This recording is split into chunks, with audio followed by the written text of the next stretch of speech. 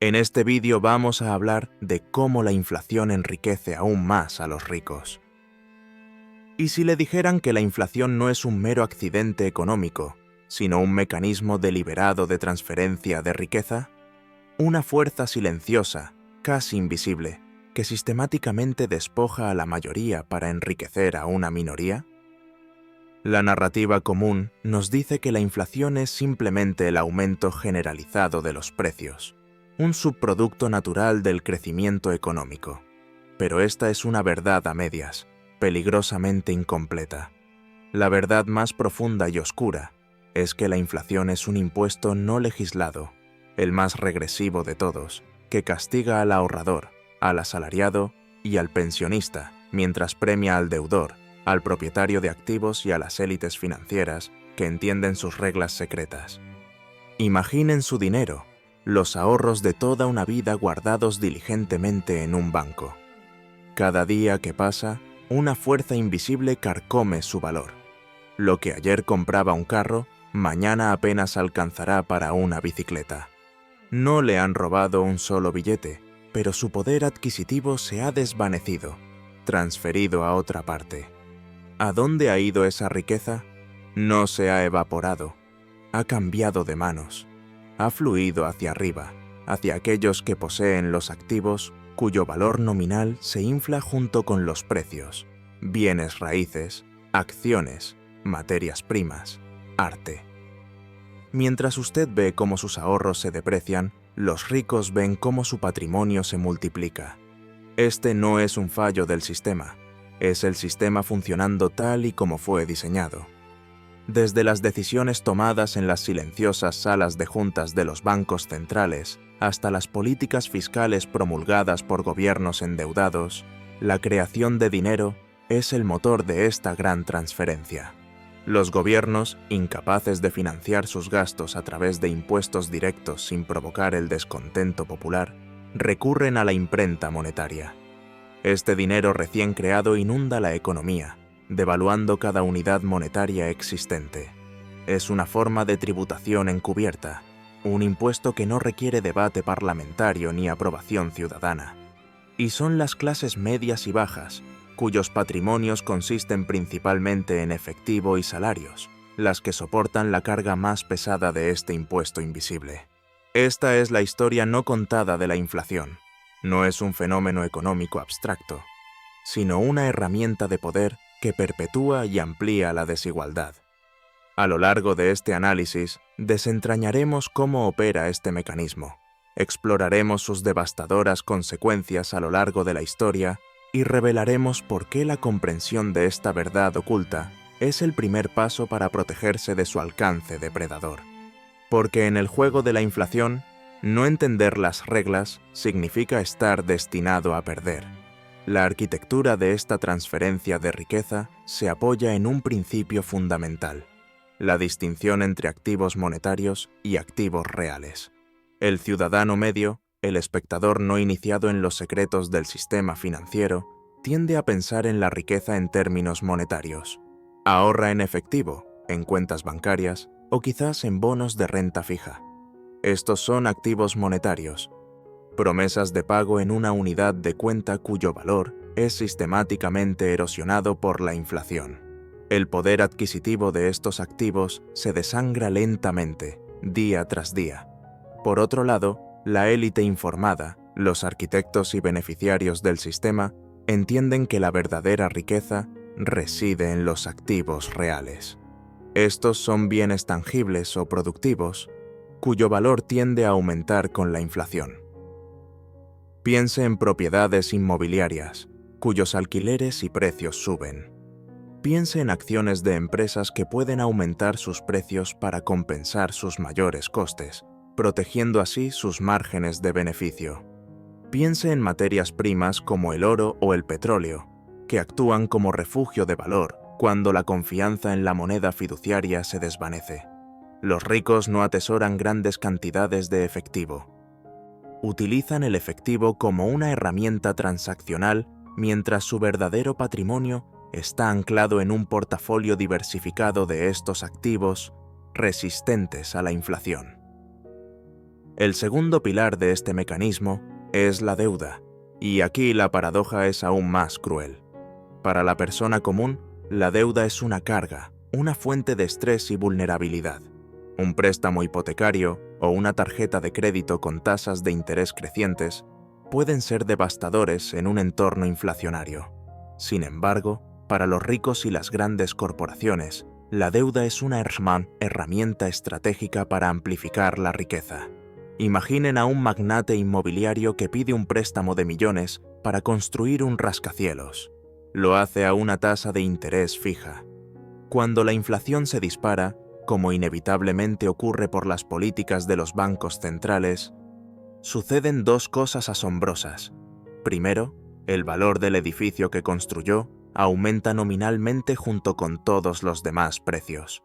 Segundo, el valor real de la deuda que contrajo disminuye.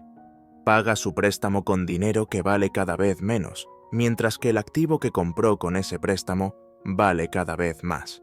La inflación, que empobrece al ahorrador, efectivamente subsidia al gran deudor. Es una transferencia directa de poder adquisitivo de los prestamistas, a menudo los fondos de pensiones y los pequeños ahorradores, a los prestatarios estratégicos. Los gobiernos son los mayores beneficiarios de este esquema, ya que la inflación les permite licuar sus astronómicas deudas públicas a expensas de sus ciudadanos.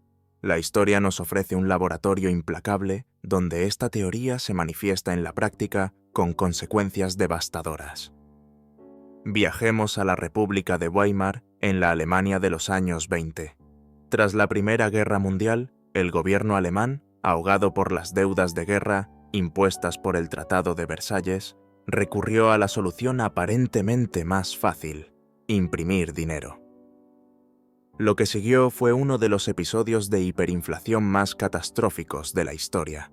Los precios se duplicaban cada pocos días y luego cada pocas horas.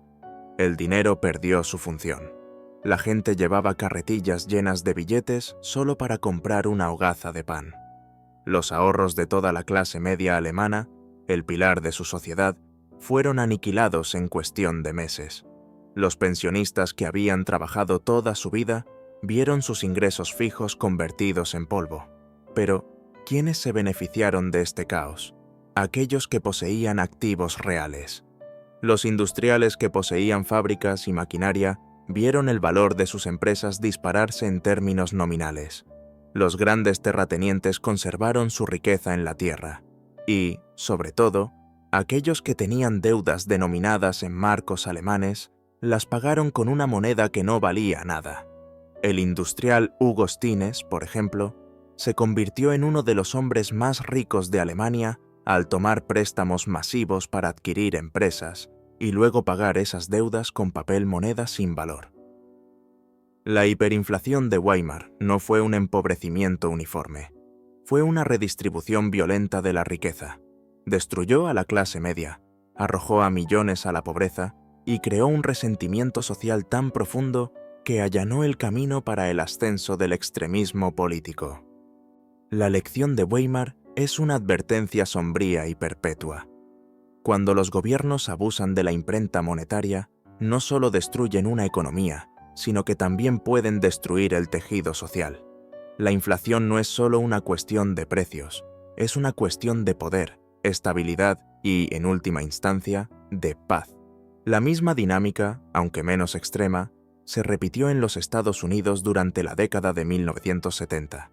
La década de 1970, en Estados Unidos, conocida como la era de la estanflación, presenta un caso de estudio fascinante y profundamente revelador. A diferencia de la hiperinflación explosiva de Weimar, la inflación estadounidense fue un mal crónico, una enfermedad corrosiva que se instaló en la economía durante casi una década. El escenario estaba preparado. Los enormes gastos de la guerra de Vietnam y los programas sociales de la gran sociedad del presidente Johnson se financiaron, en gran parte, a través de la expansión monetaria, no de impuestos.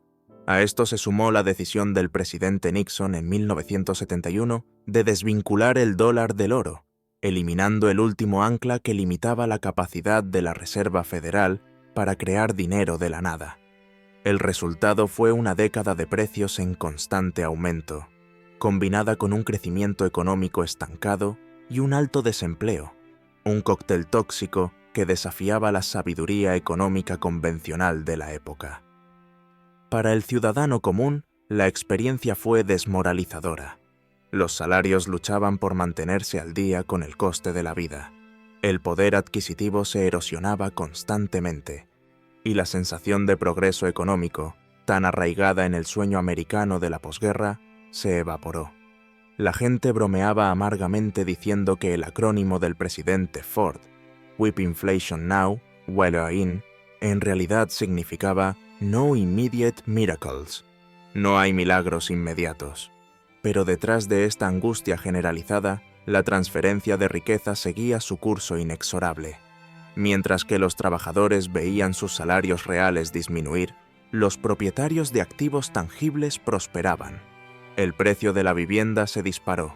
El oro, tradicional refugio contra la incertidumbre monetaria, pasó de $35 la onza a principios de la década a más de $850 en 1980. Los inversores astutos que entendieron lo que estaba sucediendo abandonaron los bonos y el efectivo y se volcaron hacia las materias primas, los bienes raíces y otros activos reales. Los deudores, una vez más, fueron los grandes ganadores. Millones de estadounidenses que habían contratado hipotecas a tipo fijo en los años 50 y 60, con tasas de interés del 3% o 4%, vieron cómo la inflación del 10% o más convertía sus deudas en una ganga. Pagaban sus préstamos con dólares devaluados, y el valor nominal de sus casas se inflaba espectacularmente.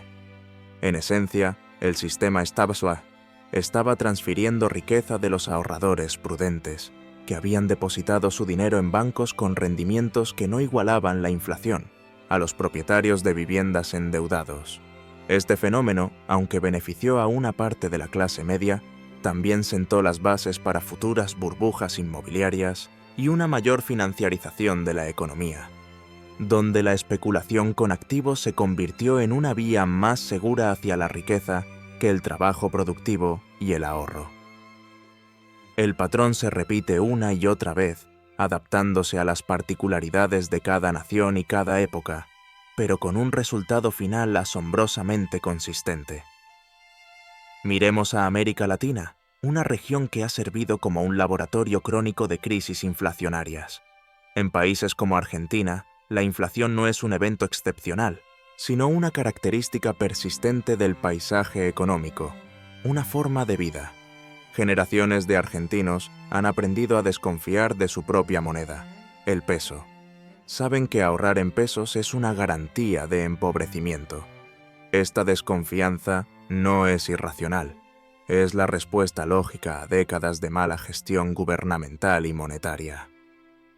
Cuando el gobierno gasta sistemáticamente más de lo que recauda y financia el déficit, imprimiendo nuevos pesos, el resultado es una devaluación continua. En este entorno, la población se divide en dos grupos, los que entienden el juego y los que no.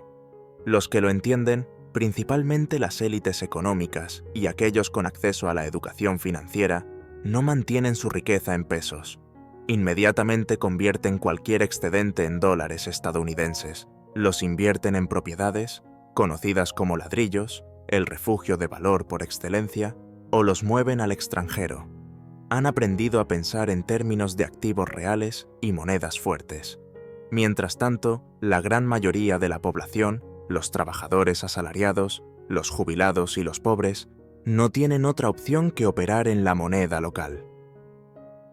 Reciben sus salarios en pesos y ven cómo su poder de compra se evapora antes de que puedan gastarlos. La inflación actúa como un impuesto diario sobre los más vulnerables. Los supermercados cambian las etiquetas de precios varias veces al día. La planificación a largo plazo se vuelve imposible. La Caisse Econopamna se dolariza de facto, creando un sistema de apartheid monetario. Un mundo para los que tienen acceso a dólares y activos, y otro para los que están atrapados en el peso que se derrite.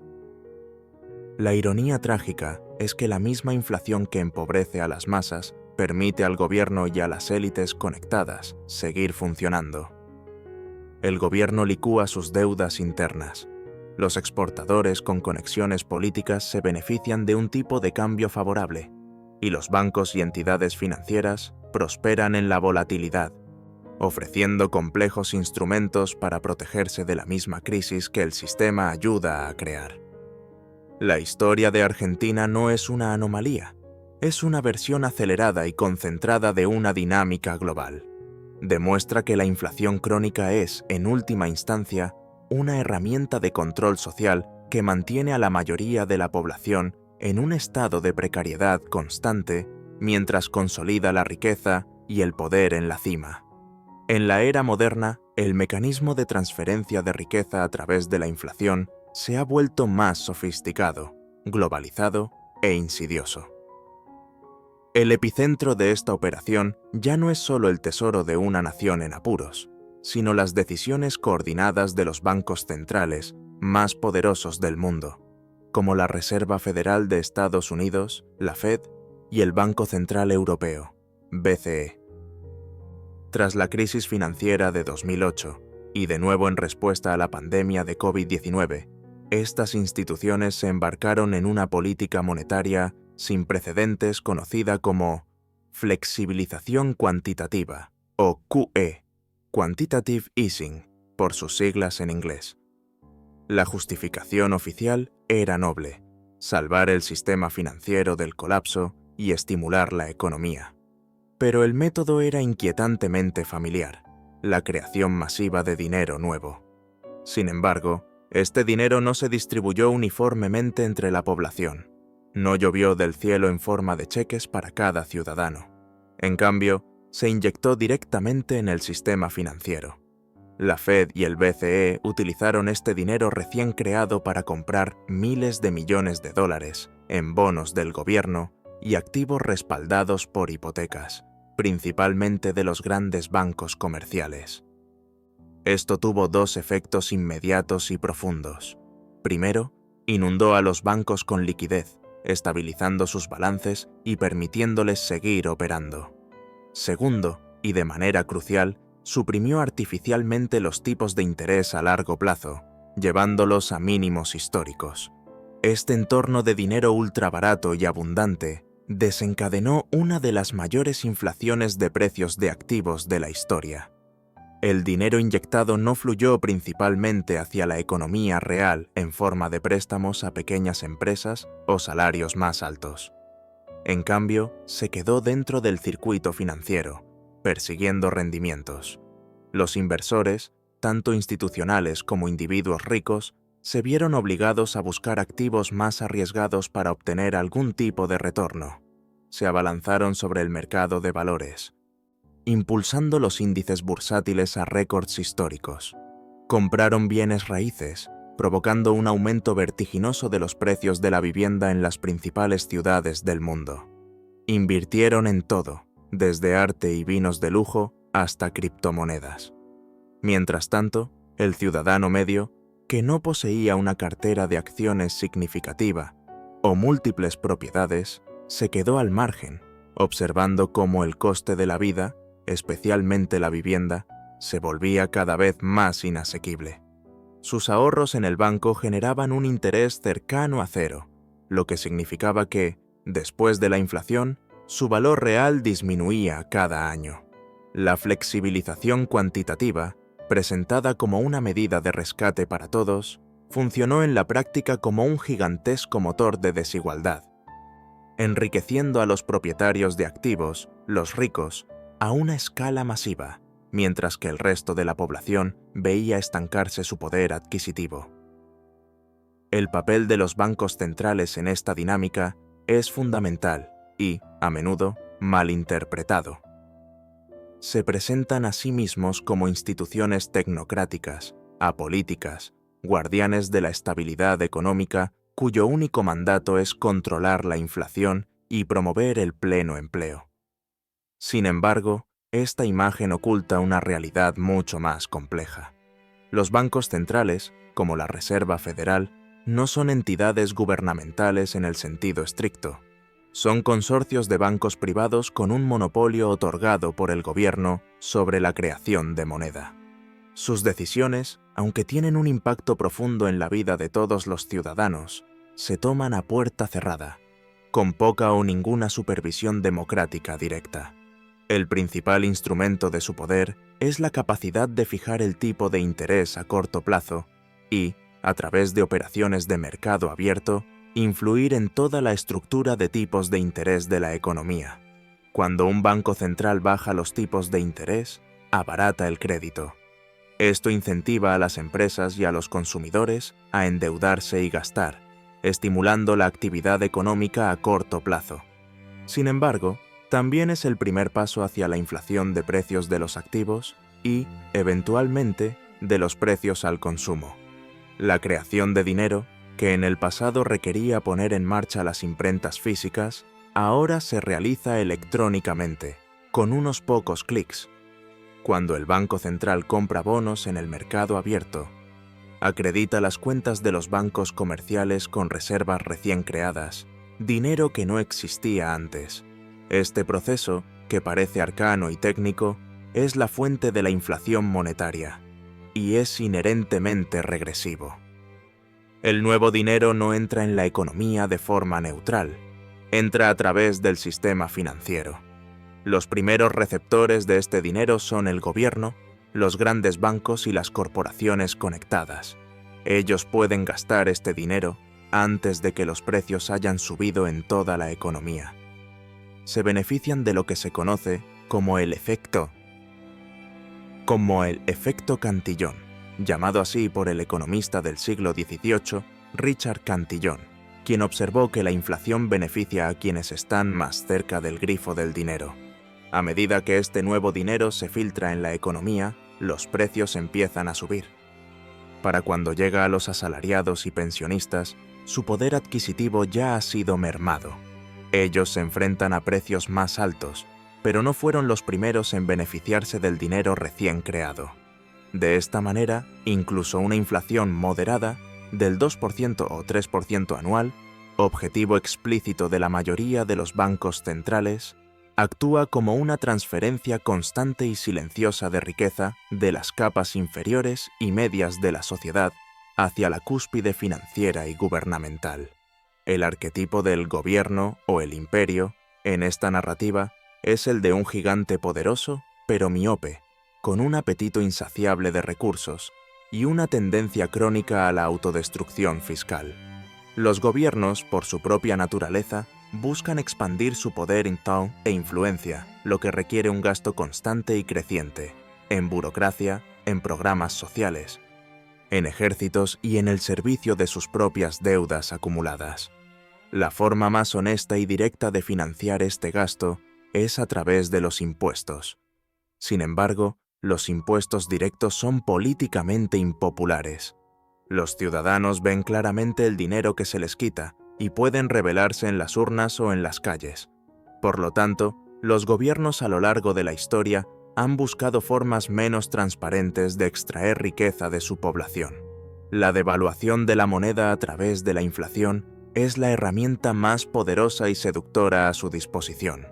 Es un impuesto sigiloso que la mayoría de la gente no comprende del todo. Culpabilizan a los empresarios codiciosos o a las cadenas de suministro por el aumento de los precios, sin darse cuenta de que la causa fundamental es la expansión de la oferta monetaria orquestada por su propio gobierno y su banco central. Este mecanismo permite al gobierno financiar sus déficits sin tener que tomar la difícil decisión de subir los impuestos o recortar el gasto. Simplemente crea el dinero que necesita. Además, la inflación tiene una segunda ventaja crucial para un gobierno endeudado. Reduce el valor real de su deuda.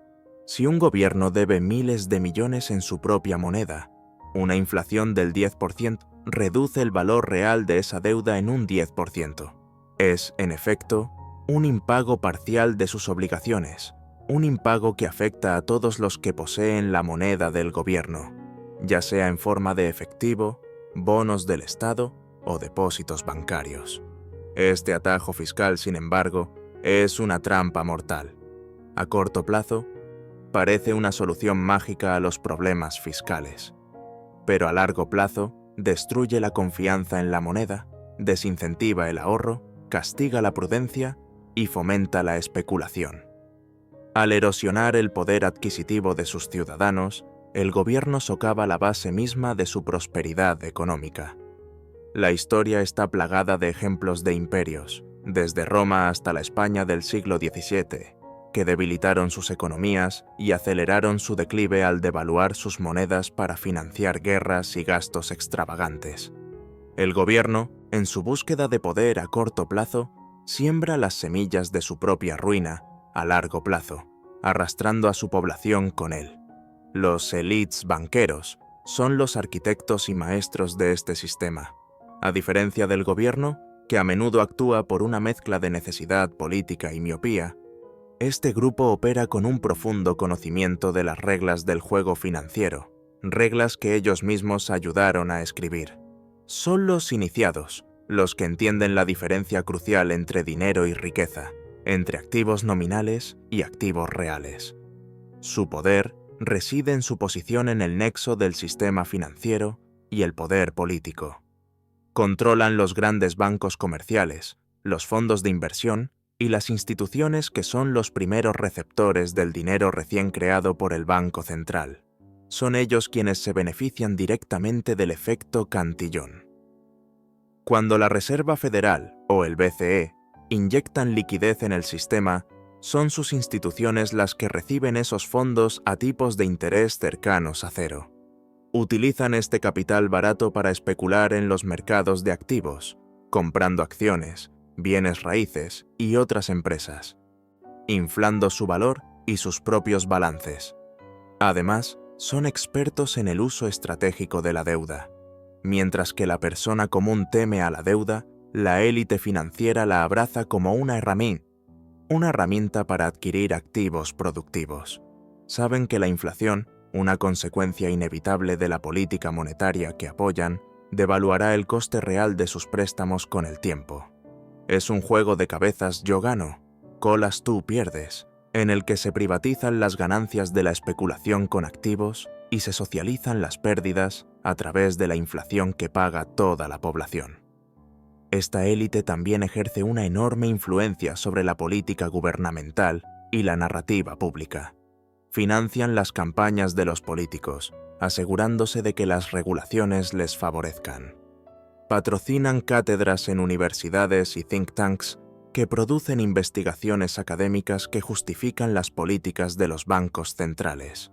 Son dueños de los principales medios de comunicación que dan forma a la percepción pública de la economía, presentando la inflación como un fenómeno complejo e inevitable, y a los banqueros centrales como sabios tecnócratas que trabajan por el bien común.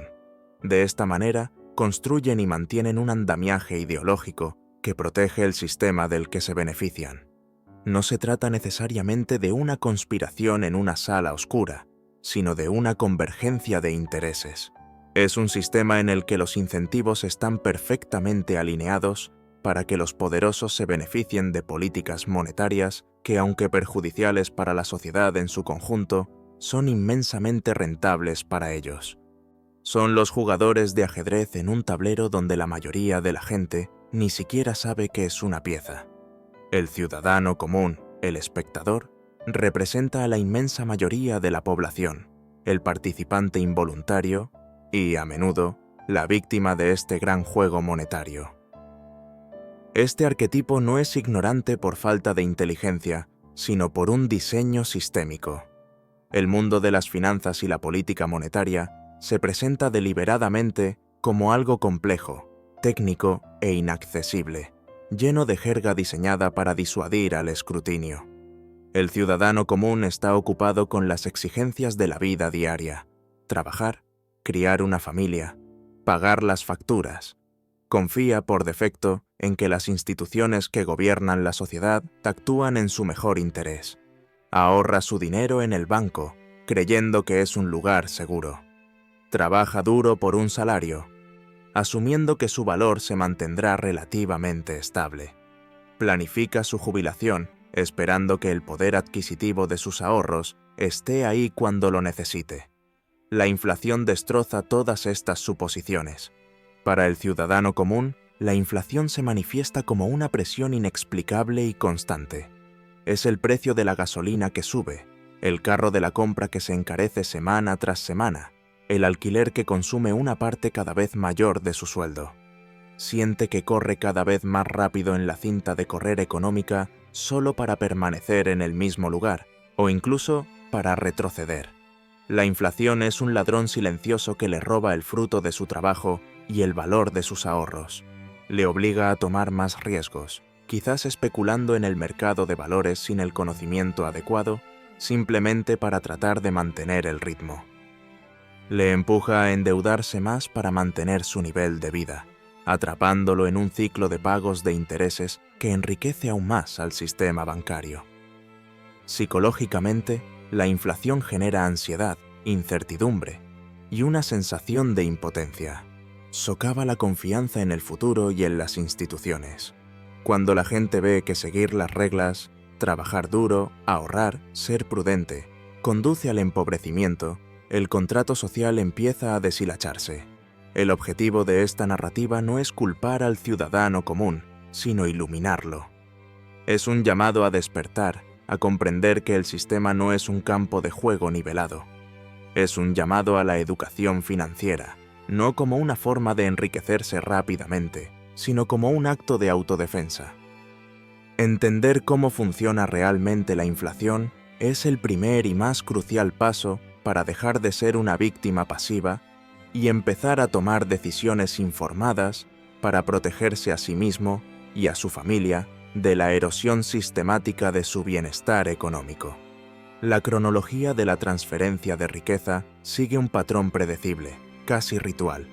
Comienza en los pasillos del poder, con una decisión gubernamental de gastar más allá de sus medios. Quizás sea una guerra, un ambicioso programa social o un rescate de industrias políticamente conectadas. Para financiar este gasto sin aumentar los impuestos, el gobierno emite bonos.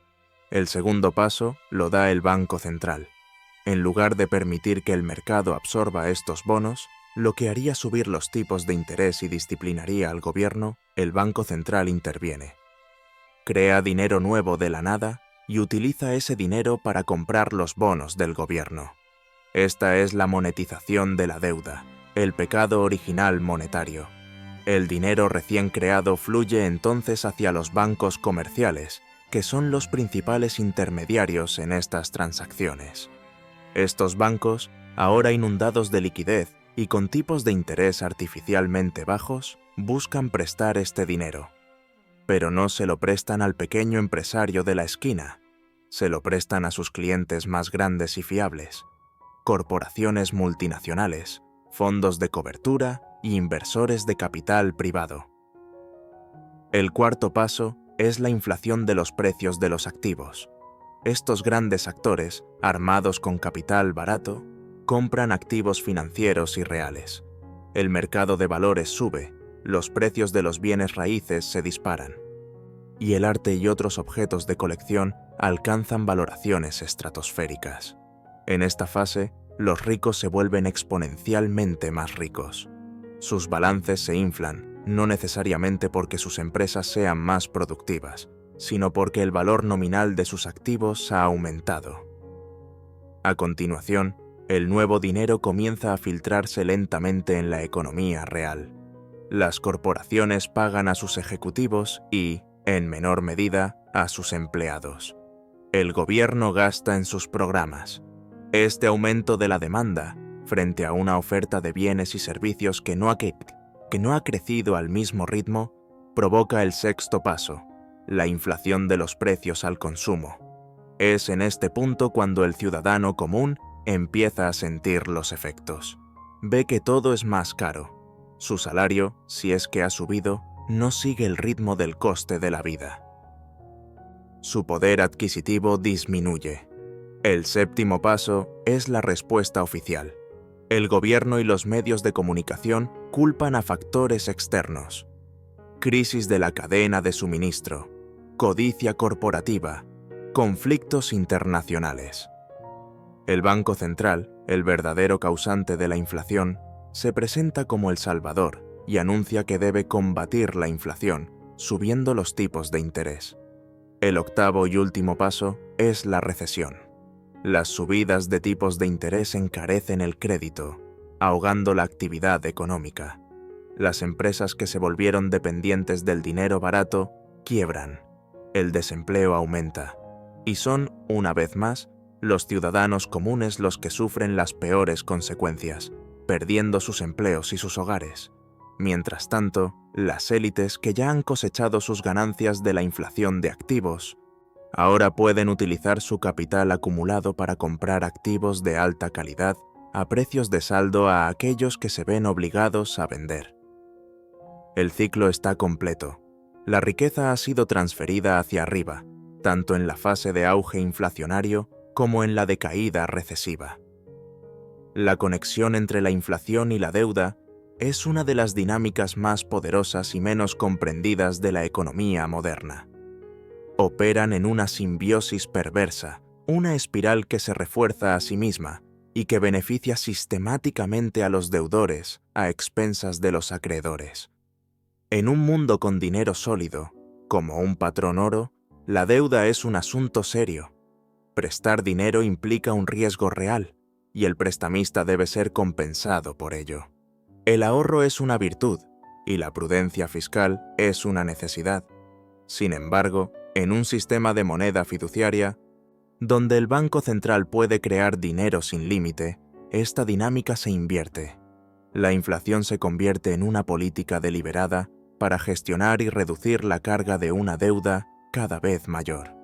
Pensemos en el mayor deudor del mundo, el gobierno de los Estados Unidos. Con una deuda nacional que supera los 30 billones de dólares, es matemáticamente imposible que esta deuda se pague alguna vez a través de los impuestos. Simplemente no hay suficiente capacidad productiva en la economía para hacerlo. El gobierno se enfrenta a tres opciones. 1. Declarar un impago explícito, lo que destruiría su credibilidad y provocaría una crisis financiera global. 2. Implementar una austeridad masiva, recortando drásticamente el gasto, lo que sería políticamente suicida. 3. Pagar la deuda devaluando la moneda en la que está denominada. Esta tercera opción, la inflación, es siempre la más atractiva políticamente. Al crear inflación, la Reserva Federal permite al gobierno pagar sus deudas antiguas con dólares que valen significativamente menos que los dólares que tomó prestados. Es un impago sigiloso, distribuido a lo largo del tiempo y pagado por todos los que tienen dólares. Este mismo principio se aplica a las grandes corporaciones. Han aprendido a jugar este juego a la perfección. Durante los periodos de tipos de interés bajos, se endeudan masivamente, no necesariamente para invertir en nueva producción, sino para recomprar sus propias acciones, lo que aumenta el precio de las acciones y enriquece a los ejecutivos, o para adquirir a sus competidores. Saben que cuando la inflación inevitablemente aumente, el valor real de estas enormes deudas se reducirá. Mientras tanto, el ciudadano medio se encuentra en el lado equivocado de esta ecuación. Sus ahorros, que son la base del capital prestable, son la materia prima que se devalúa. Si tiene una hipoteca a tipo fijo, puede beneficiarse hasta cierto punto. Pero sus otras formas de deuda, como las tarjetas de crédito o los préstamos para automóviles, a menudo tienen tipos de interés variables que suben con la inflación. Y, lo que es más importante, su principal activo, su capacidad de generar ingresos a través del trabajo, rara vez sigue el ritmo de la devaluación de la moneda. El sistema está diseñado para incentivar la deuda y castigar el ahorro, una receta para la inestabilidad financiera y la irresponsabilidad fiscal. El impacto psicológico de la inflación crónica en una sociedad es profundo y corrosivo. Va mucho más allá de las cifras económicas y afecta a la forma en que la gente piensa, planifica y se relaciona entre sí. En primer lugar, la inflación destruye la planificación a largo plazo. Cuando la unidad de medida de la economía, el dinero, es inestable y pierde valor constantemente. ¿Cómo puede una familia planificar su jubilación? ¿Cómo puede una empresa decidir sobre una inversión a 10 años? El futuro se vuelve borroso e impredecible. La gente se ve obligada a acortar sus horizontes temporales. En lugar de invertir en proyectos productivos a largo plazo, el capital fluye hacia la especulación a corto plazo, buscando ganancias rápidas que puedan superar la tasa de inflación. Esto conduce a una economía más frágil, más centrada en el juego financiero que en la creación de valor real. En segundo lugar, la inflación socava la moralidad económica. Castiga a los prudentes, a los que trabajan duro y ahorran una parte de sus ingresos. Sus ahorros, guardados diligentemente, se evaporan. Mientras tanto, recompensa a los especuladores y a los deudores imprudentes. Este mensaje perverso, que el ahorro es para los tontos y la deuda es el camino a la riqueza, erosiona valores fundamentales como la responsabilidad, la gratificación aplazada y la frugalidad. Fomenta una cultura del consumismo y el endeudamiento, donde la gente vive por encima de sus posibilidades en un intento desesperado por convertir el dinero que se devalúa en bienes tangibles lo más rápido posible. En tercer lugar, la inflación genera conflicto social. Cuando los precios suben, la gente busca culpables. Los trabajadores culpan a sus jefes por no subir los salarios lo suficientemente rápido. Los consumidores culpan a los comerciantes por subir los precios. Se crea una atmósfera de resentimiento y desconfianza. Grupos de interés compiten entre sí para obtener del gobierno subsidios o protecciones que los aíslen de los efectos de la inflación, lo que conduce a una mayor politización de la economía. Como vimos en el caso de la República de Weimar, esta tensión social puede ser explotada por demagogos, que ofrecen soluciones simplistas y buscan chivos expiatorios, con consecuencias desastrosas. En esencia, una moneda estable es un pilar de una sociedad estable. Es un lenguaje común que permite la cooperación pacífica y la planificación a largo plazo. Cuando el gobierno corrompe la moneda, corrompe la confianza y el tejido mismo que mantiene unida a la sociedad. La inflación no es solo un robo de riqueza, es un robo de futuro. En el mundo moderno, el paralelismo más evidente con la dinámica histórica de la inflación se encuentra en la creciente brecha de riqueza. Las estadísticas son alarmantes y confirman la tesis central de esta transferencia. En las últimas décadas, la participación de la riqueza en manos del 1% más rico ha aumentado drásticamente en la mayoría de los países desarrollados, mientras que la participación de la clase media se ha estancado o reducido. Este fenómeno no es un accidente ni el resultado inevitable del capitalismo. Se correlaciona directamente con el período de dinero fiduciario flexible y la política monetaria activista que comenzó en 1971. Imaginen el mercado inmobiliario. Para las generaciones anteriores, comprar una casa era un objetivo alcanzable para una familia de clase media con un solo ingreso. Hoy, en muchas grandes ciudades, se ha convertido en un lujo inalcanzable, incluso para profesionales con 2 ingresos. ¿Por qué?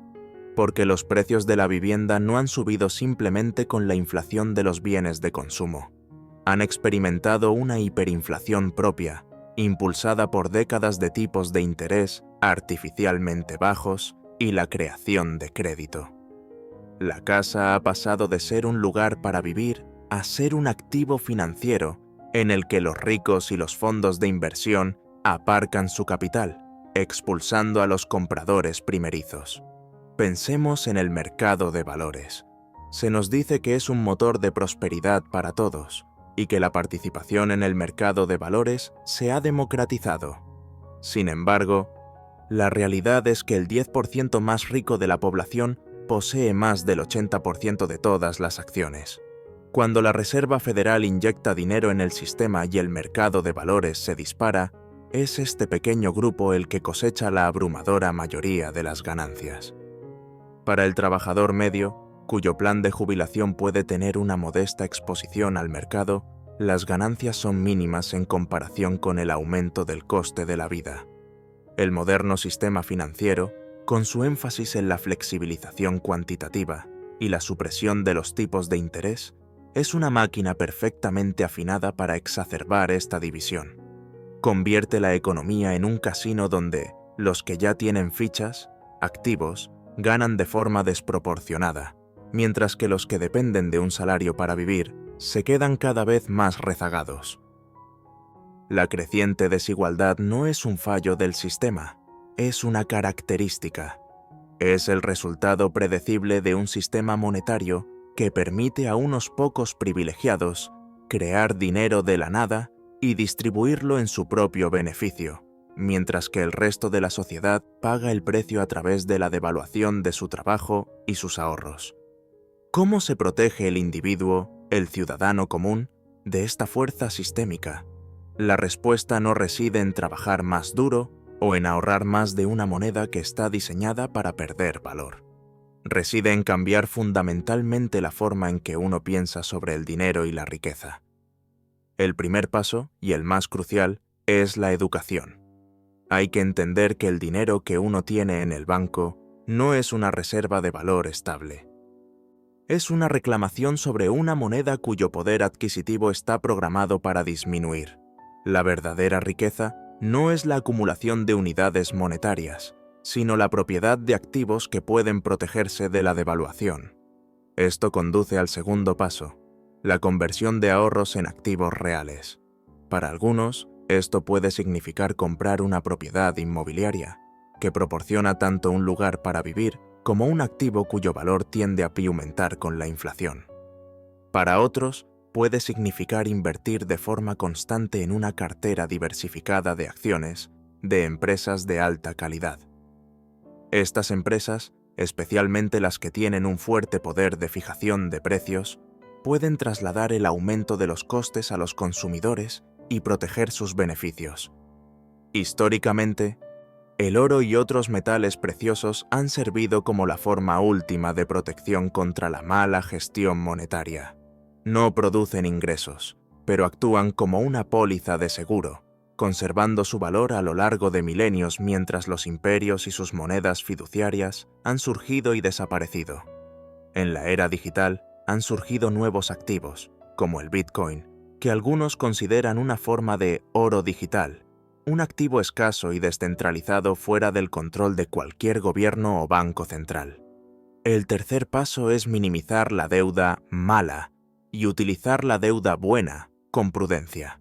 La deuda mala es la deuda de consumo a alto interés, como las tarjetas de crédito, que financia un estilo de vida insostenible. Esta debe evitarse a toda costa. La deuda buena es la deuda a tipo fijo a largo plazo que se utiliza para adquirir un activo productivo o que se revaloriza, como una hipoteca para una vivienda o un préstamo para un negocio. Esta puede ser una herramienta poderosa si se gestiona con cuidado, ya que la inflación reduce su carga real con el tiempo. En última instancia, la protección no consiste en encontrar un truco mágico, sino en adoptar una mentalidad de soberanía financiera. Significa dejar de confiar ciegamente en las instituciones que han demostrado repetidamente su voluntad de sacrificar el poder adquisitivo de los ciudadanos en el altar de la conveniencia política y la estabilidad del sistema financiero. Significa tomar el control del propio futuro financiero, entendiendo las reglas del juego y posicionándose en el lado correcto de la gran transferencia de riqueza. El futuro, si las tendencias actuales continúan, es preocupantemente claro. Los gobiernos y los bancos centrales se encuentran en una trampa de la que no hay salida fácil. Han acumulado niveles de deuda tan astronómicos que no pueden permitirse que los tipos de interés suban a niveles normales. Si lo hicieran, el coste del servicio de la deuda consumiría una parte insostenible del presupuesto del gobierno, lo que llevaría al impago. Por lo tanto, se ven obligados a mantener los tipos de interés artificialmente bajos y a seguir creando dinero para gestionar la carga de la deuda. Esto significa que la inflación, ya sea de forma abierta en los precios al consumo o de forma más oculta en los precios de los activos, no es un fenómeno temporal. Es una característica estructural y necesaria del sistema financiero actual. Podemos esperar períodos de inflación de precios al consumo relativamente alta, seguidos de intentos del Banco Central de combatirla con subidas de tipos que provocan recesiones, seguidos a su vez por más flexibilización cuantitativa y creación de dinero para estimular la economía de nuevo. Es un ciclo de auge y caída, de inflación y deflación de activos, que creará una enorme volatilidad e incertidumbre. En este entorno, la brecha entre los que poseen activos y los que no se ampliará aún más. La clase media seguirá siendo exprimida, atrapada entre el aumento del coste de la vida y el estancamiento de los salarios. La tensión social y la polarización política probablemente se intensificarán a medida que la gente busque respuestas y culpables para su creciente precariedad económica. A largo plazo, existe el riesgo de un evento de reajuste monetario.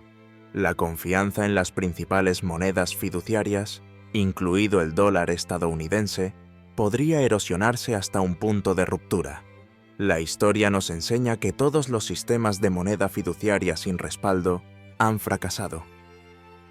No hay ninguna razón para pensar que el experimento actual será diferente. La pregunta no es si fracasará, sino cuándo y cómo. Este reajuste podría tomar la forma de una hiperinflación, una devaluación masiva, o la introducción de un nuevo sistema monetario, quizás digital y controlado centralmente.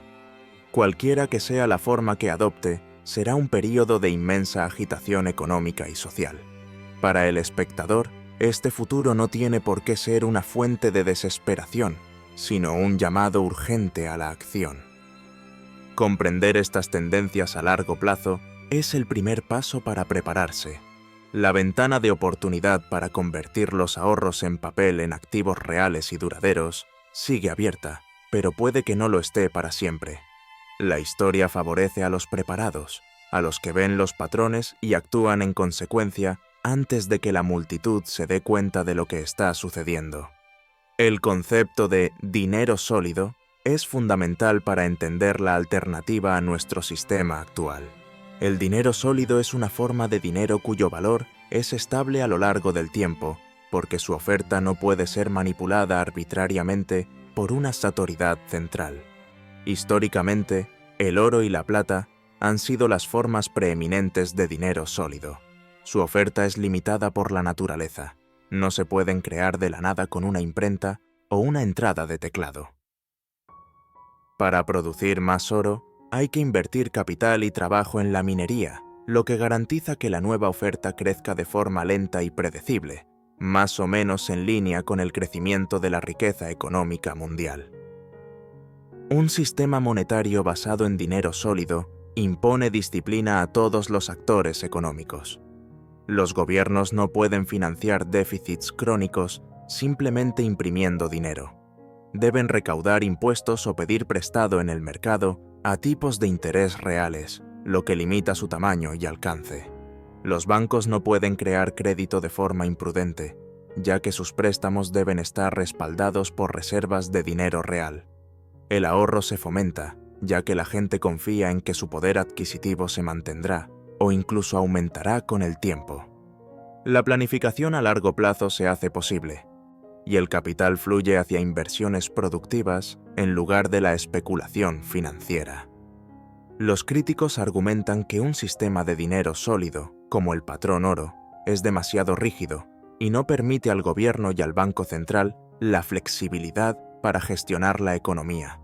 Pero esta flexibilidad es precisamente el problema. Es la flexibilidad para devaluar la moneda, para rescatar a los bancos insolventes, para financiar guerras sin el consentimiento del pueblo y para transferir riqueza de los ahorradores a los deudores.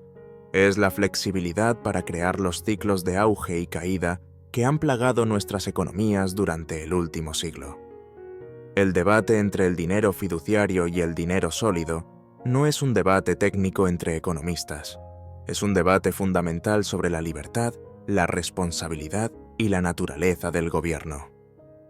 ¿Debería el dinero ser un instrumento del Estado, manipulado para sus propios fines, o debería ser una herramienta del mercado, una medida estable de valor que permita a los individuos cooperar y prosperar pacíficamente?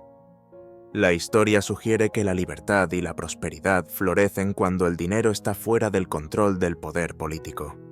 El regreso a alguna forma de dinero sólido, ya sea a través de la remonetización del oro o del surgimiento de nuevas alternativas digitales y descentralizadas, puede ser la única forma de escapar de la espiral de deuda e inflación en la que nos encontramos atrapados.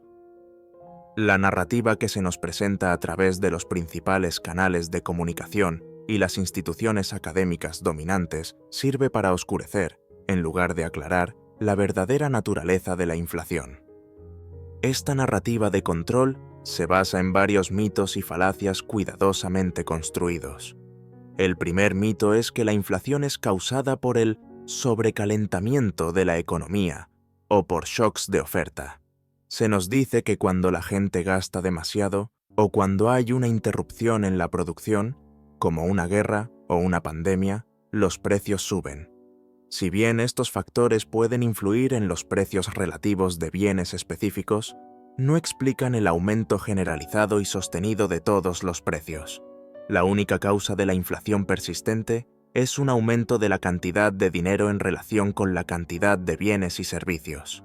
Como dijo el economista Milton Friedman, la inflación es siempre y en todo lugar un fenómeno monetario. El segundo mito es que una pequeña cantidad de inflación, típicamente un 2%, es buena para la economía. Los bancos centrales argumentan que esto engrasa las ruedas del comercio y evita el peligro de la deflación. Pero, ¿por qué un robo lento y constante de su poder adquisitivo es algo deseable? La verdad es que un objetivo de inflación del 2% es una licencia para devaluar la moneda y transferir riqueza de forma perpetua. También proporciona un margen de maniobra al gobierno para reducir los salarios reales sin tener que recortarlos nominalmente, una forma de engañar a los trabajadores para que acepten una remuneración menor. El tercer mito es que el Banco Central es una entidad independiente y apolítica que lucha valientemente contra la inflación. En realidad, el Banco Central es el facilitador del gasto gubernamental. Existe una presión inmensa y constante por parte del poder político para mantener los tipos de interés bajos y el crédito fluyendo. La supuesta independencia del Banco Central es a menudo una fachada que se desmorona en el momento en que sus políticas entran en conflicto con los intereses del establishment político y financiero. El cuarto mito es que la inflación perjudica a los ricos, acreedores, y beneficia a los pobres, deudores.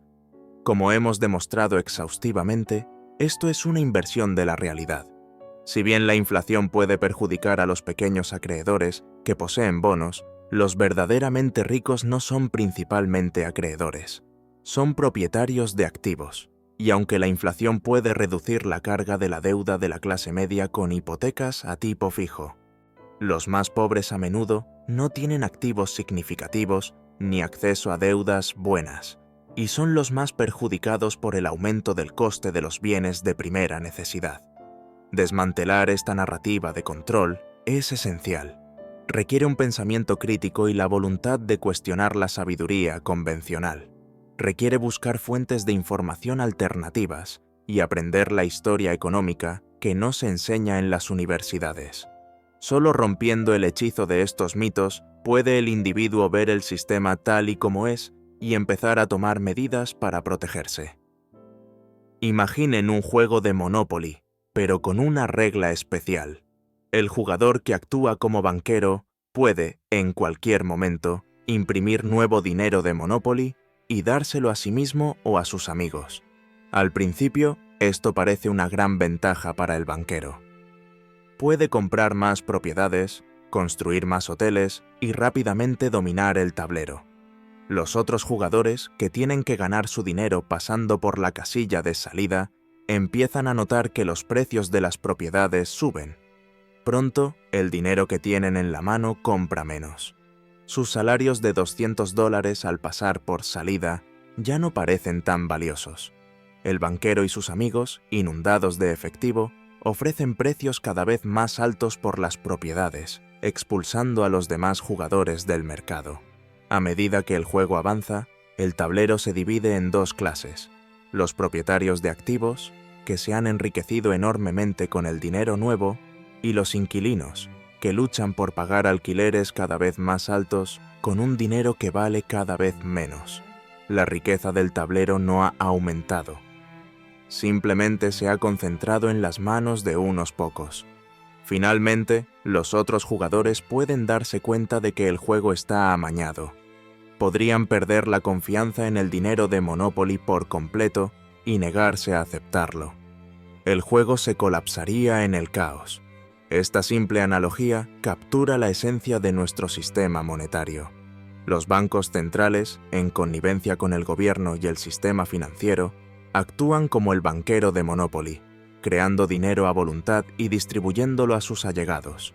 La inflación de los precios de los activos es el resultado, y la creciente desigualdad es la consecuencia inevitable. La persona común es el jugador que sigue las reglas, sin darse cuenta de que el juego en sí está fundamentalmente amañado en su contra. La solución no es jugar mejor al juego amañado. La solución es exigir un conjunto de reglas diferente. Unas reglas en las que el dinero no pueda ser creado de la nada por una autoridad central. Unas reglas en las que el ahorro sea recompensado y la prudencia fiscal sea la norma. Unas reglas que creen un campo de juego nivelado para todos los participantes. Esta analogía revela una verdad simple pero profunda. La inflación no es una fuerza misteriosa de la naturaleza. Es el resultado de un conjunto específico de reglas, y estas reglas pueden y deben ser cambiadas. El concepto de impuesto invisible es quizás la descripción más precisa de la inflación. A diferencia de los impuestos sobre la renta o sobre las ventas, que son visibles y se debaten públicamente, la inflación es un impuesto encubierto, recaudado sin legislación ni representación. Funciona de la siguiente manera. Cuando el gobierno financia sus gastos creando nuevo dinero, aumenta la oferta total de dinero en la economía. Este aumento de la oferta monetaria reduce el valor de cada unidad de moneda existente. Esta pérdida de poder adquisitivo es, en esencia, un impuesto sobre todos los que tienen dinero. El gobierno obtiene recursos reales, bienes y servicios, no pidiendo a los ciudadanos que se los den voluntariamente a través de los impuestos, sino tomando una parte del valor de su dinero sin su consentimiento explícito. Este impuesto es particularmente pernicioso por varias razones. En primer lugar, es regresivo. Afecta de forma desproporcionada a los pobres y a la clase media. Estas son las personas que tienen la mayor parte de su patrimonio en forma de dinero, efectivo, cuentas corrientes o en activos de renta fija, pensiones, seguros de vida. Los ricos, por otro lado, tienen su patrimonio en activos reales como acciones y bienes raíces, cuyo valor nominal tiende a aumentar con la inflación, protegiéndolos del impuesto. En segundo lugar, es deshonesto. Permite al gobierno financiar programas que quizás no serían aprobados por los votantes si tuvieran que pagar por ellos a través de impuestos directos. Oculta el verdadero coste del gobierno y crea una ilusión de prosperidad que no está respaldada por una producción real. En tercer lugar, distorsiona toda la economía.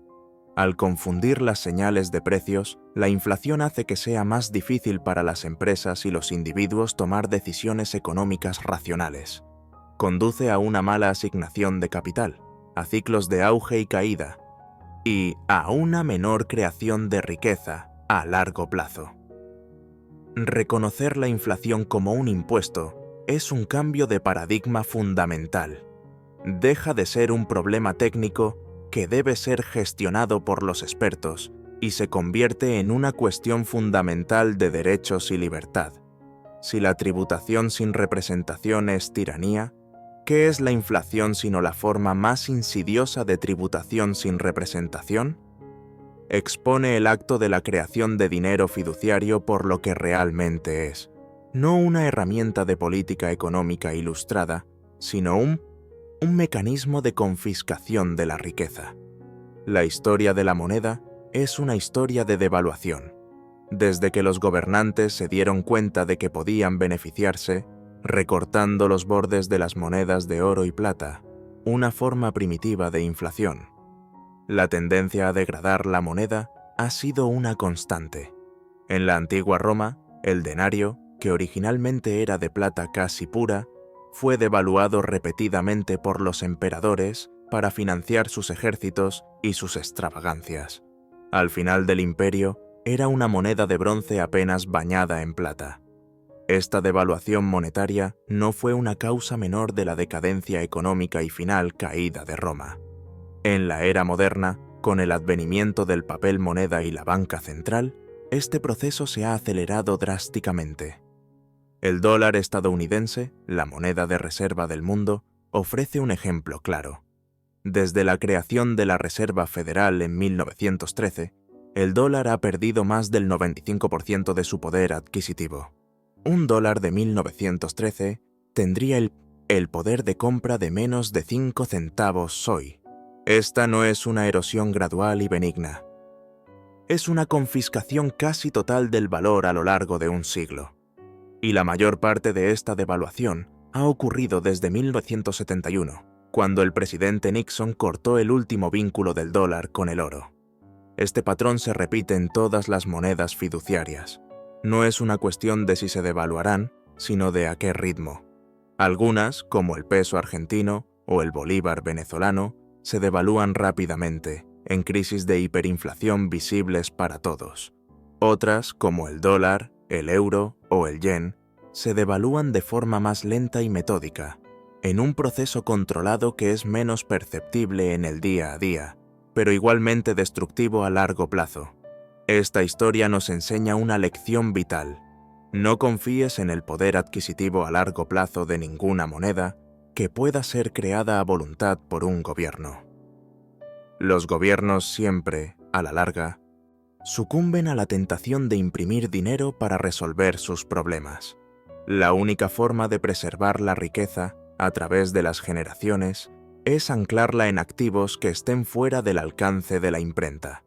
Tierra, bienes raíces productivos, empresas sólidas y, sobre todo, dinero sólido como el oro, que ha conservado su valor no durante décadas o siglos, sino durante milenios. La historia no se repite exactamente, pero rima, y la rima constante de la historia monetaria es la devaluación. Visualicemos la estructura económica de la sociedad como una pirámide. En la ancha base de la pirámide se encuentra la mayoría de la población, los trabajadores, los ahorradores, los jubilados. Su vida económica se basa en el trabajo y el ahorro en la moneda local. En la cúspide de la pirámide se encuentra una pequeña élite, los propietarios de grandes carteras de activos, los directores de las principales instituciones financieras y los altos funcionarios del gobierno. La inflación actúa como una cinta transportadora invisible que mueve continuamente la riqueza desde la base de la pirámide hacia la cima. Cada vez que el Banco Central crea nuevo dinero, este se inyecta en la cima de la pirámide. Las instituciones financieras y los individuos ricos que están en la cima reciben este dinero primero, cuando su poder adquisitivo es máximo. Lo utilizan para comprar más activos, acciones, bonos, bienes raíces, aumentando su precio. A medida que este dinero desciende por la pirámide, llega a las empresas más pequeñas y finalmente a los trabajadores en forma de salarios. Pero para cuando llega a la base, los precios de los bienes y servicios ya han empezado a subir, erosionando el poder adquisitivo de ese dinero. La gente de la base tiene que pagar más por la comida, el combustible y la vivienda. Sus ahorros, si los tienen, valen menos. Se encuentran en una posición de desventaja perpetua, siempre tratando de alcanzar los precios que suben más rápido que sus ingresos. Mientras tanto, la élite de la cima se ha beneficiado doblemente. Primero, se beneficiaron del dinero nuevo cuando era más valioso. Segundo, el valor de los activos que ya poseían ha aumentado debido a la inflación de activos que ellos mismos ayudaron a crear. Su riqueza relativa ha crecido, mientras que la riqueza relativa de la base ha disminuido. Este modelo de la pirámide ayuda a visualizar por qué la inflación es el motor perfecto de la desigualdad. No es un proceso aleatorio, es un proceso direccional. Siempre beneficia a los que están más cerca de la fuente de creación de dinero a expensas de los que están más lejos. Es un sistema de transferencia de riqueza, tan eficaz como si el gobierno decretara un impuesto directo a los pobres para dar subsidios a los ricos, pero mucho más sigiloso y, por lo tanto, mucho más políticamente aceptable. Las consecuencias sociales de este sistema van mucho más allá de la mera desigualdad económica. Cuando una sociedad se divide cada vez más en ricos y pobres, en propietarios de activos y no propietarios, el tejido social comienza a desgarrarse. Se erosiona la creencia fundamental en la meritocracia y la igualdad de oportunidades. La gente empieza a sentir que el sistema está amañado, que no importa lo duro que trabajen o lo responsables que sean, no pueden progresar. Esta sensación de desesperanza y resentimiento es un caldo de cultivo para la inestabilidad política. Crea una apertura para los movimientos populistas, tanto de izquierda como de derecha, que prometen soluciones fáciles y buscan chivos expiatorios para la frustración económica de la población. La izquierda puede señalar la codicia corporativa y exigir una mayor redistribución a través de impuestos y gastos gubernamentales, sin reconocer que la política inflacionaria del Banco Central es una de las principales causas de la desigualdad en primer lugar. La derecha puede señalar a los inmigrantes o a las minorías, desviando la ira de las verdaderas causas sistémicas. En ambos casos, el resultado es una mayor polarización, una menor confianza en las instituciones democráticas y un aumento del conflicto social. El ascenso del extremismo en la República de Weimar no fue un accidente histórico, fue una consecuencia directa de la aniquilación de la clase media a través de la hiperinflación. Cuando la gente pierde sus ahorros y su fe en el futuro, se vuelve vulnerable a ideologías peligrosas que prometen restaurar el orden y la dignidad nacional.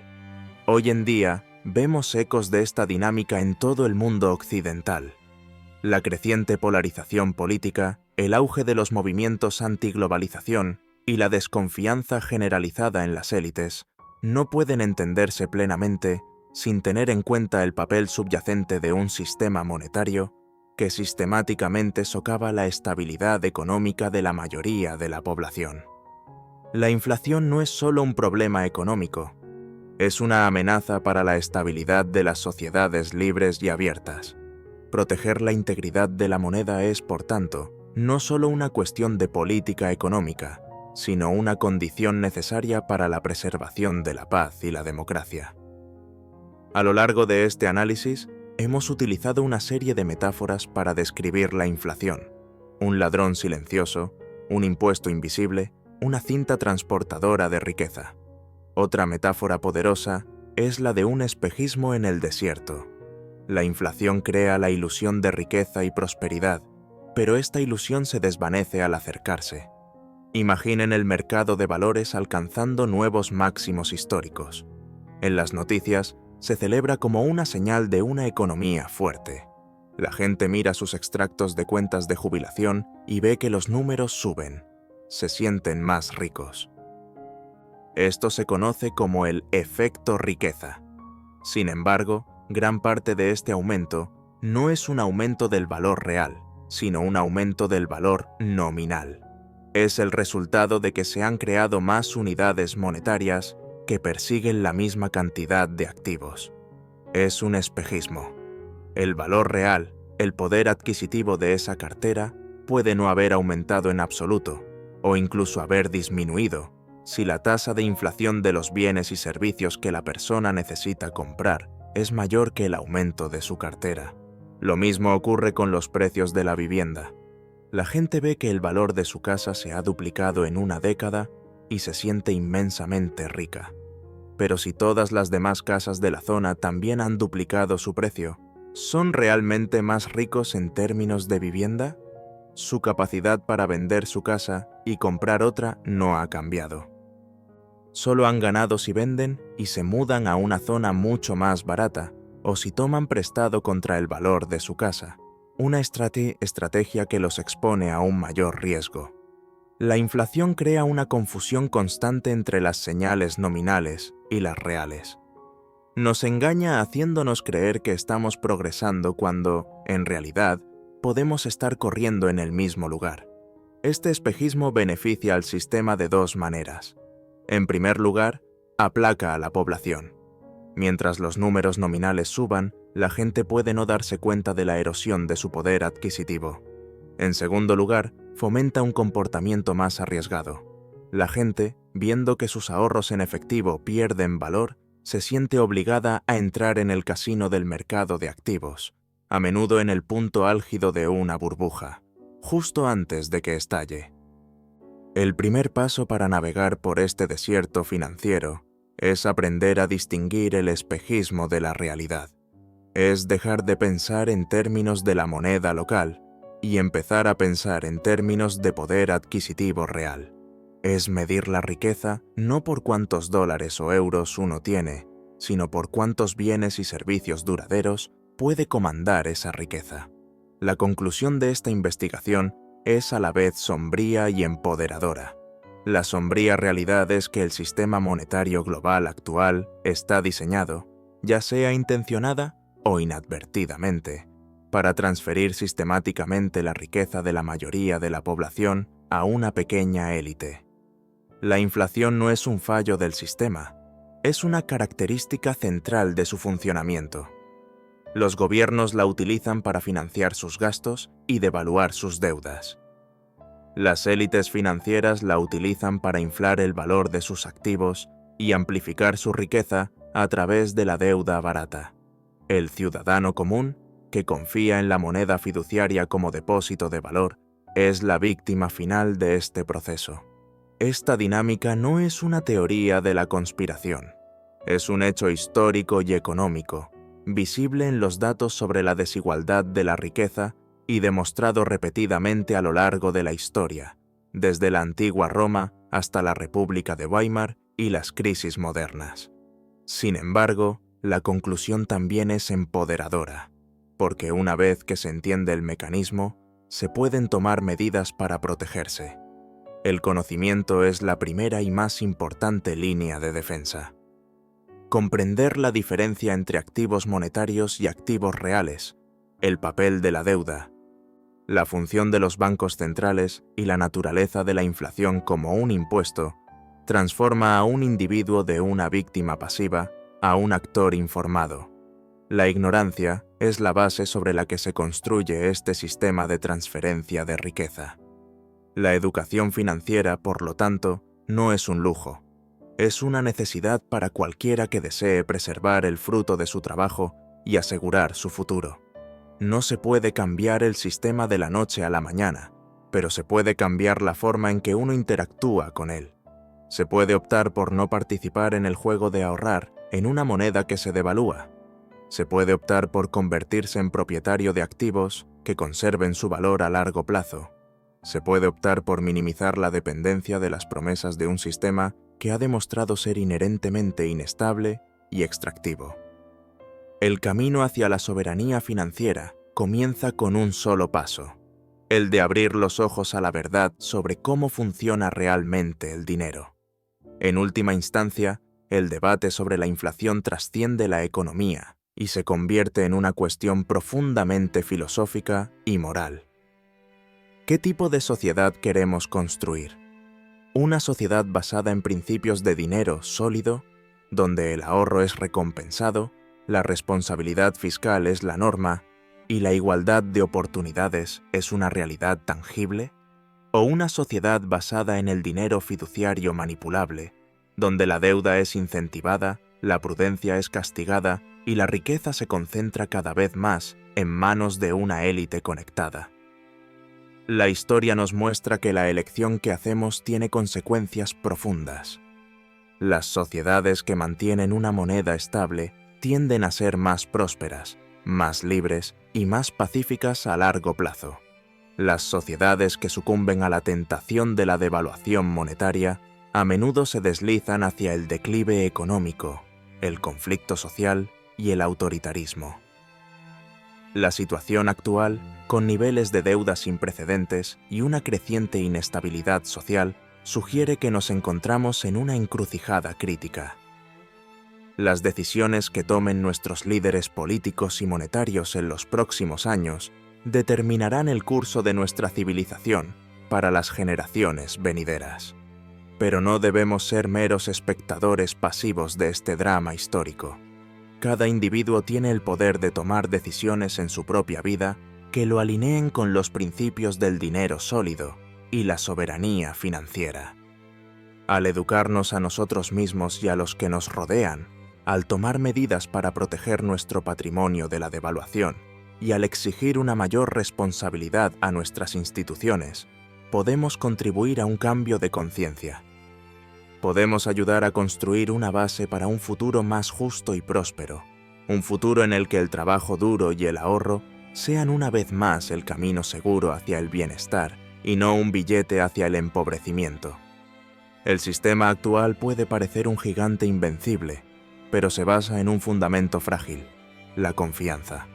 Cuando un número suficiente de personas comprenda la verdadera naturaleza del juego y decida no participar más en sus términos, el sistema tendrá que cambiar. La revolución monetaria más poderosa no comienza en las calles, sino en la mente.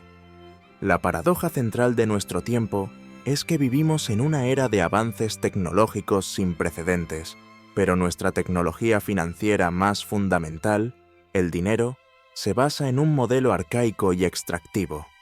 Hemos construido rascacielos de complejidad financiera sobre unos cimientos de arena monetaria. Este sistema, como hemos visto, no es un accidente de la historia, sino el resultado de una serie de decisiones deliberadas que han favorecido a los deudores sobre los acreedores, a los especuladores sobre los ahorradores y a la élite conectada sobre el ciudadano común. La inflación es el motor que impulsa esta maquinaria. Es la fuerza centrífuga que aleja la riqueza de la periferia del sistema y la concentra en su centro. No es una fuerza de la naturaleza, sino una herramienta de poder, utilizada con una eficacia devastadora a lo largo de la historia para financiar imperios, librar guerras y gestionar deudas impagables, todo ello a costa del poder adquisitivo de la gente corriente. Hemos viajado desde la hiperinflación de la República de Weimar hasta la estanflación de los años 70 y la era de la flexibilización cuantitativa, y en cada caso, el patrón es el mismo. Los propietarios de activos reales y los grandes deudores ganan, mientras que los que dependen de salarios y ahorros en efectivo pierden. Los arquetipos del gobierno miope, la élite financiera calculadora y el ciudadano desprevenido no son personajes de ficción, sino representaciones de las fuerzas reales que dan forma a nuestro mundo. El resultado es la creciente brecha de riqueza que define nuestra era. Una brecha que no es un producto del capitalismo de libre mercado, sino de un sistema monetario centralizado y manipulado. Pero la historia no tiene por qué ser un destino. La comprensión de este mecanismo es la clave para desarmarlo.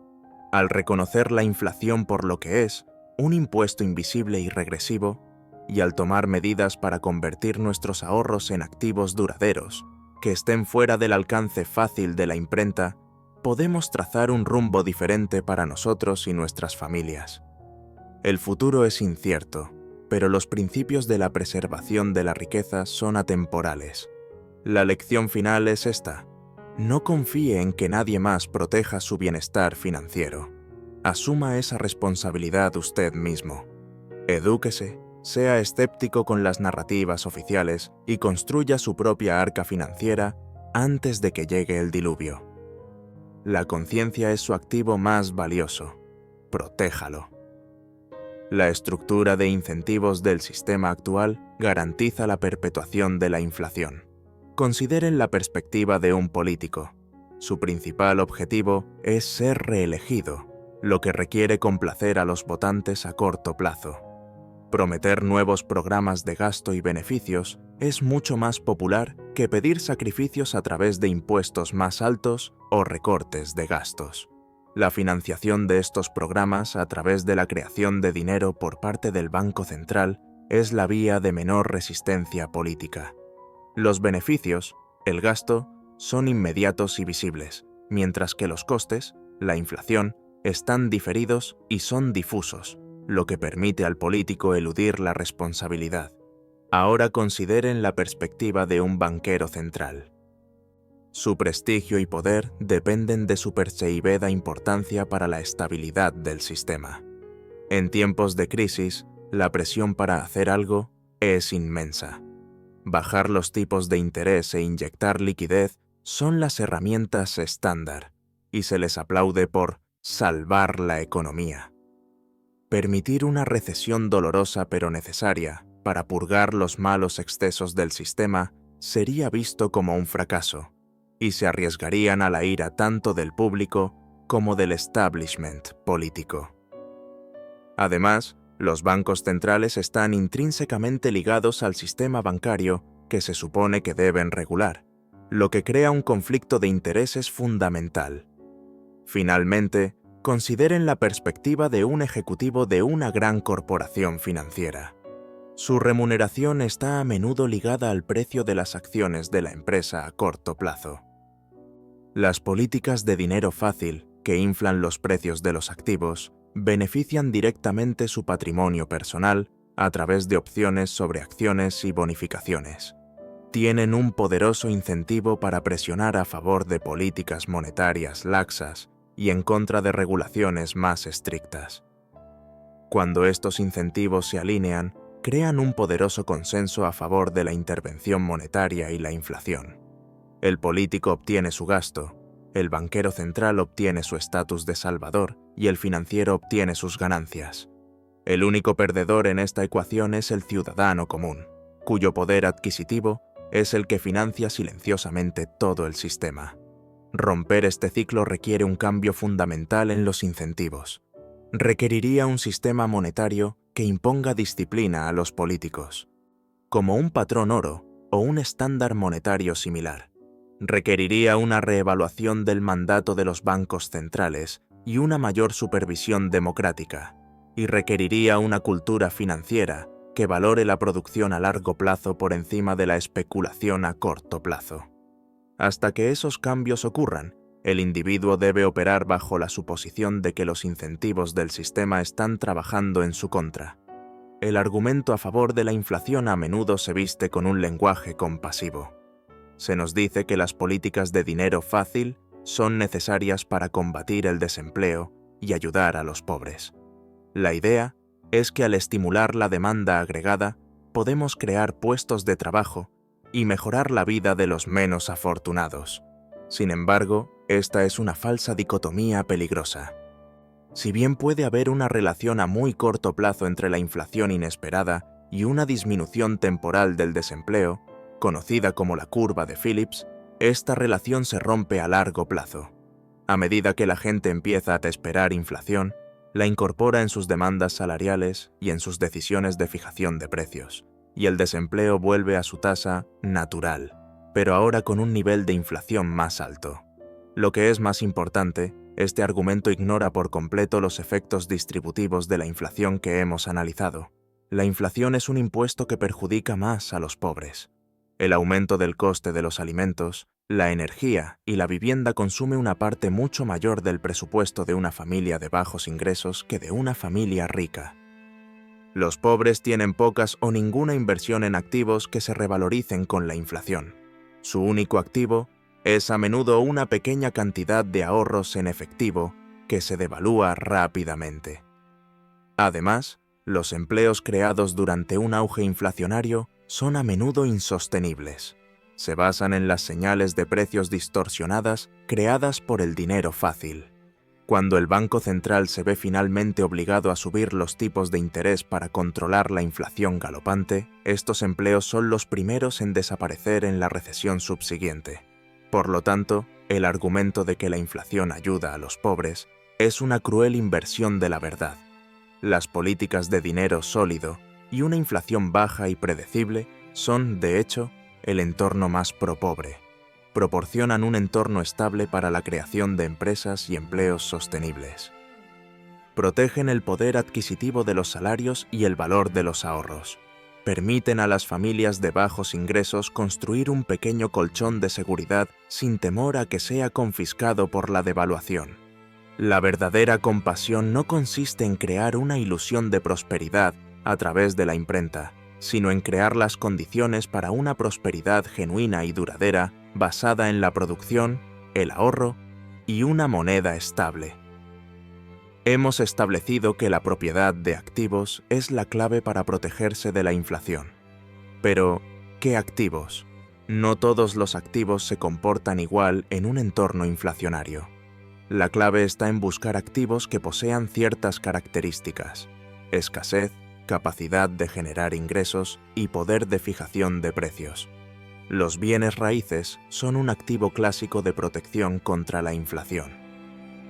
Son escasos, no se puede fabricar más tierra y, si se trata de una propiedad de alquiler, generan ingresos que pueden ajustarse al alza con la inflación. Las empresas, representadas por las acciones, son otra clase de activos crucial. Pero no todas las empresas son iguales. Las mejores empresas para poseer durante la inflación son aquellas con un fuerte foso económico, marcas dominantes, efectos de red o patentes que les dan poder de fijación de precios. Pueden subir sus precios para compensar el aumento de los costes de las materias primas y la mano de obra, protegiendo así sus márgenes de beneficio. Empresas que venden productos básicos o servicios esenciales a menudo entran en esta categoría. Las materias primas como el petróleo, el cobre y los productos agrícolas son la materia prima de la economía. Sus precios son, por definición, una de las principales manifestaciones de la inflación. Invertir en una cesta diversificada de materias primas puede ser una cobertura directa. El oro ha desempeñado un papel único durante miles de años como depósito de valor monetario.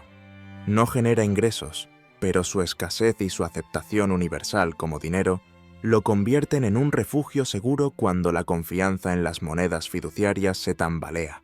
Es una póliza de seguro contra el caos monetario.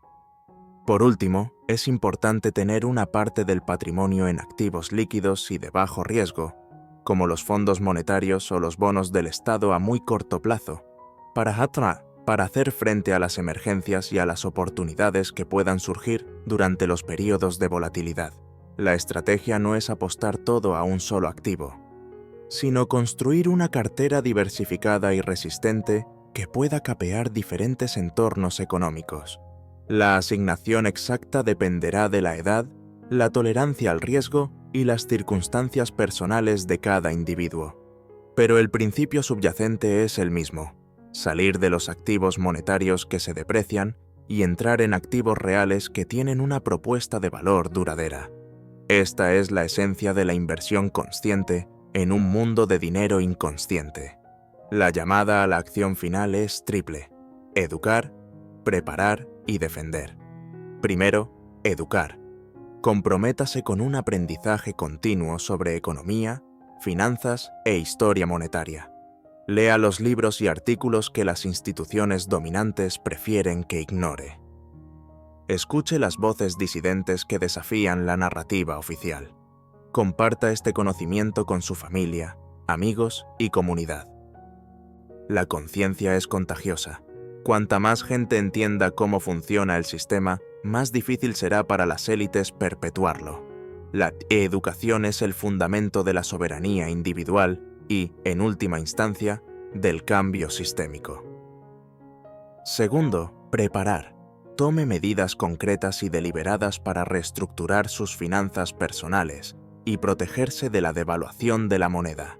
Reduzca la deuda de consumo. Construya un fondo de emergencia. Y lo más importante, desarrolle un plan a largo plazo para convertir sistemáticamente sus ahorros en una cartera diversificada de activos reales resistentes a la inflación. No espere a que la crisis sea evidente para todos. Para entonces, será demasiado tarde. Comience hoy, no importa cuán pequeño sea el primer paso.